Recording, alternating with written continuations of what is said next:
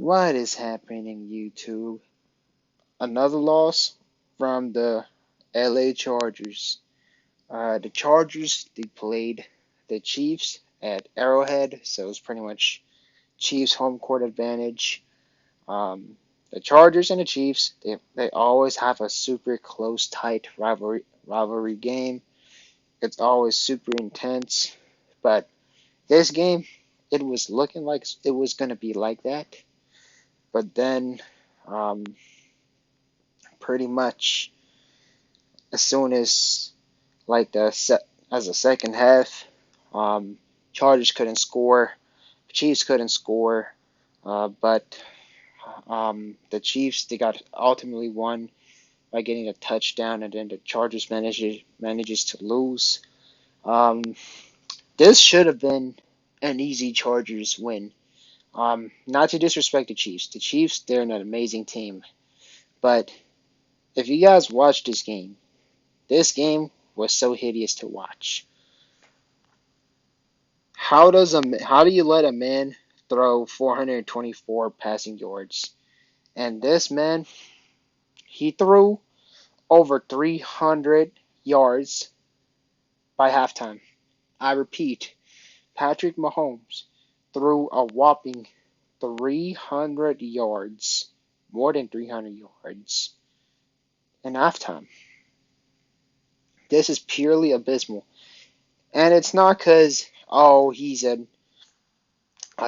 so generational of a quarterback. Patrick Mahomes, he is generational, but you don't let a man get 300 passing yards by the time when it's halftime.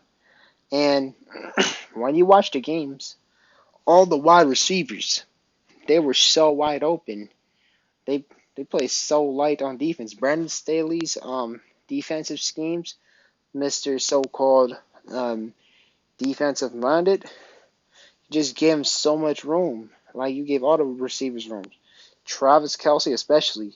Bro, like when you watch the game, Travis Kelce got straight like the whole entire first half. It was just Travis Kelce. They were catching like crazy. It was all Travis Kelce. Just threw to him like nothing. Like 11 straight, I believe. It's unbelievable. Um, and what do you do when something like that happens? You would make an effort to double team him. But nope, Brandon Staley just let him go crazy. Like, like he just almost got 200 receiving yards. Um, to be honest, that's basically a quarterback stats. This is unbelievable. The Chargers defense was so abysmal. Brandon Staley, my goodness. Like, there were so many ways that Brandon Staley made the team play horrendous defense. Not doubling Travis Kelce, and the way how the formatting defense is, the Chargers basically give the Chiefs like a free 10 yards. Like, it was so like backwards. Like, I don't have the pictures, but if you watch the highlights, the defense was like so far away. So basically, that was easy. Just you know, like when a person just catches and a person just simply runs like nothing. Like you would get, you know, like you would give so much passing yards and rushing yards so easily. Like I don't know, like what Brandon Staley has to do in order to get fired because there is no way that Brandon Staley should be staying as the coach of the Chargers. And this is just my first season, like that I'm officially following the NFL, but I already could tell this man is a horrific head coach. Um, Brandon Staley, in my opinion, should have been fired. Like not like during the Jacksonville versus the Chargers. I would even say before that. It was when the Chargers play against the Raiders. And it was when the Raiders when he would just call a timeout when it wasn't like really needed. Pretty much like wasted a timeout. And then it would put the Raiders in better position to just go forward because the Raiders, they were planning to run the clock. But Brandon Staley just decided to start the game, and then gave time for the Raiders to just go through, and bam, get the game-winning field goal on the Chargers. Like, I had a feeling he should have been fired in that time, and then later on, as soon as they blew the lead against Jacksonville, yeah. And I'm so surprised this man has a job. I hope that this guy gets fired tomorrow. And if not, then we might just as well have to lose to the Bears in order to get Brandon Staley fired because there's no way this man should be coaching. A part of me kind of wish that, and I hate to say this, but it's for the greater good. Part of me like back versus the Chargers versus Vikings when Brandon Staley went for a fourth down on his own 20-yard line. I kind of wish the Vikings scored a touchdown, and then that would have definitely got Brandon Staley fired, and then have Kellen Moore be the interim head coach. Um, in my opinion, this Charger team is so talented. Like this alone, like if this is definitely more than enough to like make it deep in the playoffs, or I'm gonna even be crazier. This roster alone is good enough to go to the Super Bowl. But the problem is, you have the worst coach in sports history. Like, I don't know how does a coach give, and I did not know what is Brandon Staley going to possibly do worse because I thought him going for a fourth down on the 20th yard line on his own yardage was the worst version of Brandon Staley. But this man right here, over 300 passing yards. I did not know it was possible for that to happen. And I felt terrible for Justin Herbert. Sure, Justin Herbert could have been better. The past two games, he wasn't really as the best, but gotta also remember that he has a broken finger. But even then, 259 passing yards. He got two interceptions, which he could have done better. But man, so many other great quarterbacks got interceptions. Burrow wouldn't do the best either at times, and so would Jalen Hurts against the Jets. But the thing is, like with the way how the Chargers play, Justin Herbert, like he has to be perfect. That is how bad Brandon Staley is as a coach. And watching how the Chargers play, I'm confident if Brandon Staley coached any other team that doesn't have like that isn't like that that has a quarterback that isn't like top five in the league, I'm convinced that the team he would coach would win 0 games. Like that's how bad he is. Like let's just say if the Chargers and the Rams they just switch head coaches, I'm pretty confident that the Chargers would all of a sudden magically go on a winning streak. And judging how bad Brandon Staley is, I won't be surprised if the Rams just randomly decide to lose 0 games. Not because the roster, but that's just how terrible Brandon Staley is. You you pretty much just play so far back on defense. You did not press up. And then when it was like rushing time, when it's like a 2-4, the defense just scooted back. How does that happen? How does that happen? Um, that's unbelievable. And then another thing is Quentin Johnson.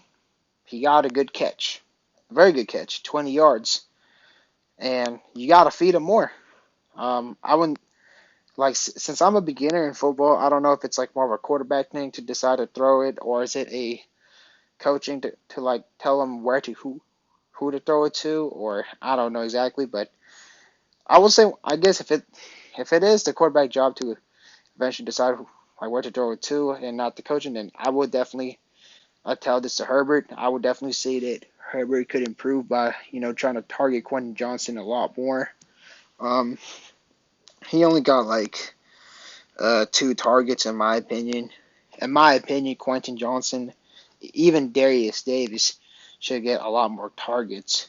Like Quentin Johnson should at least get five. Keenan Allen's not the only wide receiver on the team. Keenan, he's a beast, but you know they're gonna double Keenan. So throw a little bit to Quentin Johnson. Throw a bit to Darius Davis. Like you got other QBs. Quentin Johnson, in my opinion, like if Herbert like just decided to throw the ball to him a lot more, I feel he could just be as good as Mike Williams, in my opinion. Because to me, I don't see how he's exactly a quote unquote bust. A lot of people they say he's a bust because he doesn't make too much impact, but it's hard to make impacts if you don't um like give him the targets. You know what I'm saying? So that's another thing that I really want to see the Chargers do. Eckler, 45 yards. Second game, not too bad. I will say I kind of liked how the Chargers did rush like a lot more compared to what they did with the Cowboys. In my opinion, the Cowboys we kind of passed the ball too much, and we could have rushed during the clutch moments, um, and probably get the easy first down and then instead of interception. But they did that, but um, the defense was just purely abysmal. And then let's see their defense. So Eric Kendricks, um, you know, solid. Dean Marlowe, a lot of tackles. So they did the most tackles. Kanon, is solid. Derwin James, not gonna lie, he's starting to have a little bit of a down year. That's probably due to coaching, in my opinion, if I had to take a good guess. Um, and then Michael Davis. I don't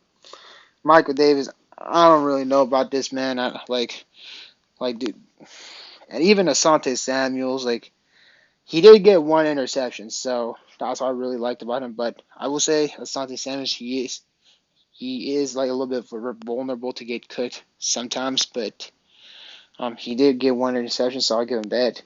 Tuli Tuipulotu, he did his job as usual. Got some sacks. May could have played him more. I don't know exactly. Khalil Mack, he only got one tackle. Joey Bosa, I haven't seen too much of Joey Bosa lately. Um, when I see the Chargers always getting a tackle, it is either mostly Tuli Tuipulotu, Eric Kendricks, Derwin. Like he started off pretty good, but then later on he's starting to have a bit of a down season. And then Kanon does his thing lately. But other than that, like Joey Bosa, I would love to see him like try to impact a lot more. Maybe that's part of him having a broken toe. Um, you know, like hopefully his toe like fully heals completely, I guess, and then maybe he all of a sudden makes a lot of impact. Khalil Mack, other games, he did pretty good. This game he was a bit more quiet. Um, and the Chiefs defense, they were just flat out amazing. Um, just played tremendous defense. They actually pressed up. Um, everybody did their thing. Sneed, he did his stuff. Um, you know, Mike Dana, he got a sack. Tranquil, Omen, like Charles Omen, I can't pronounce his last name, and George, they all got a lot of sacks on Justin Herbert, and so is Willie Gay. Man, Herbert got sacked a lot in this game, and I'm not gonna lie, the Chargers offensive line started off like not being like so bad, but then later on it got worse in my opinion, especially the Cowboys game. Um, Herbert's getting sacked like way more often.